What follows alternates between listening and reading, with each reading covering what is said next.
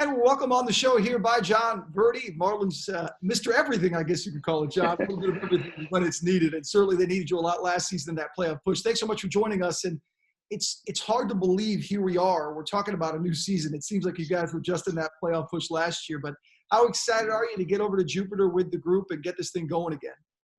Yeah, first of all, thanks for having me. But super excited to get the season going. Obviously, had a good year last year as a team. We made it to the playoffs and made a little run there, but didn't finish it the way we wanted to. So definitely a lot of excitement to get back in Jupiter with the guys and get this thing going again.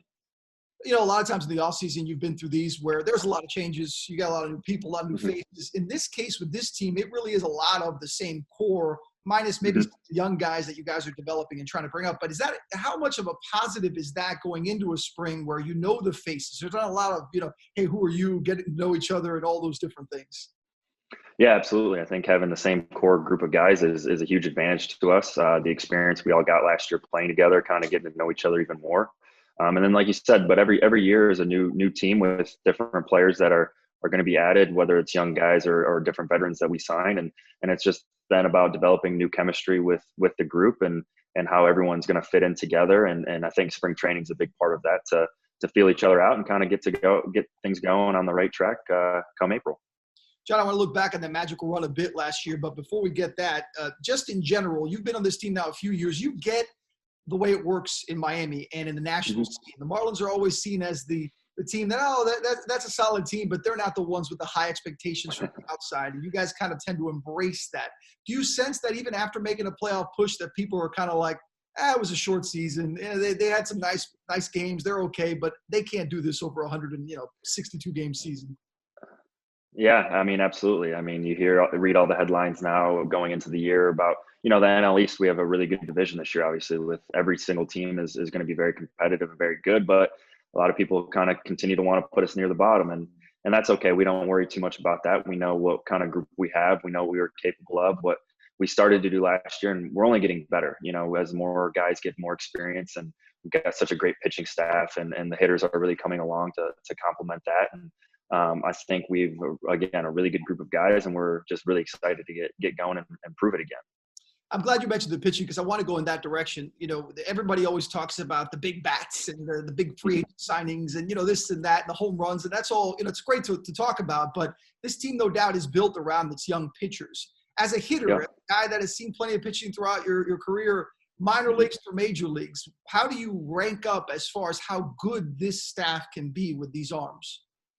Oh, the staff can be as good as any staff. That's what we're super excited about. I mean, between Sandy and Pablo and Sixto and some other guys like Trevor Rogers coming up and doing some things. I mean, we have a lot of depth at that position, and that's something that we're super excited about. Our starting pitching is going to be key for us, and we're really excited to have them. What was so magical about that run last year that you guys, we haven't even talked about the COVID stuff and obviously the protocols, and that's just something you guys unfortunately have had to go through, and everyone will have to go through this year.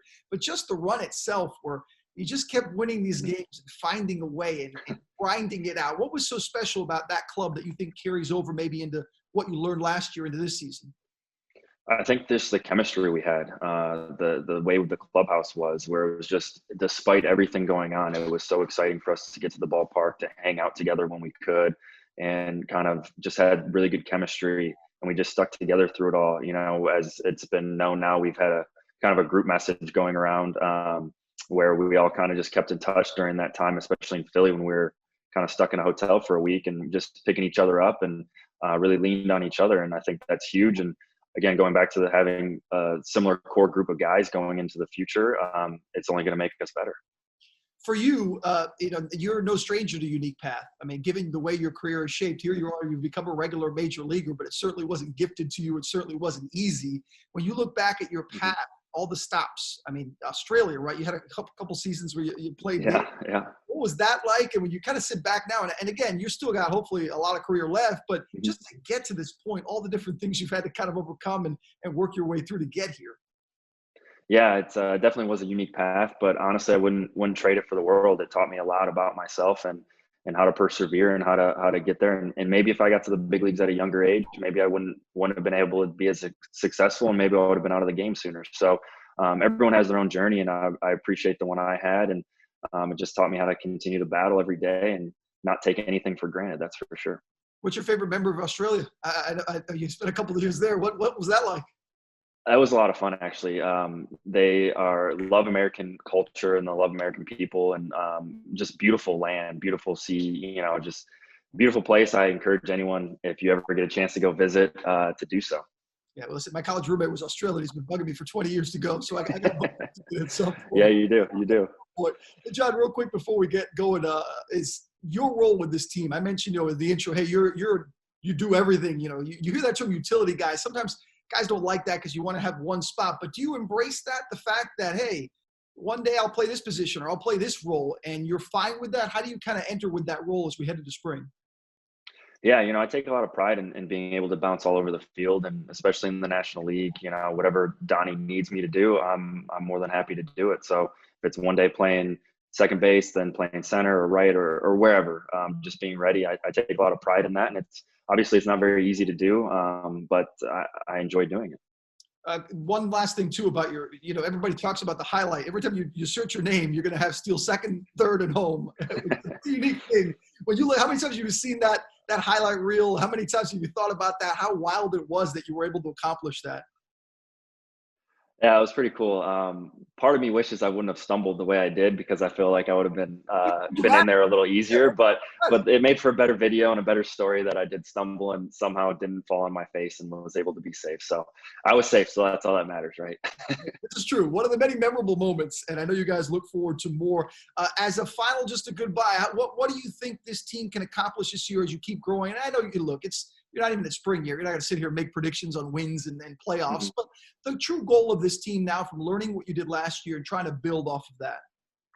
Yeah, I think honestly the sky's the limit for this organization. I think it's moving in the right direction. We have a lot of great players and coaches and staff and front office in place to help lead this team. So we're super excited about it. Yeah, I don't want to put a number figure on where we might be, but we just want to build off last year and continue that momentum. And like I said, the sky's the limit. Jon, well, listen, I wish we were in Jupiter there chatting with you. I know Zoom, kind of the new reality we have to deal with, but you guys are used to it by now.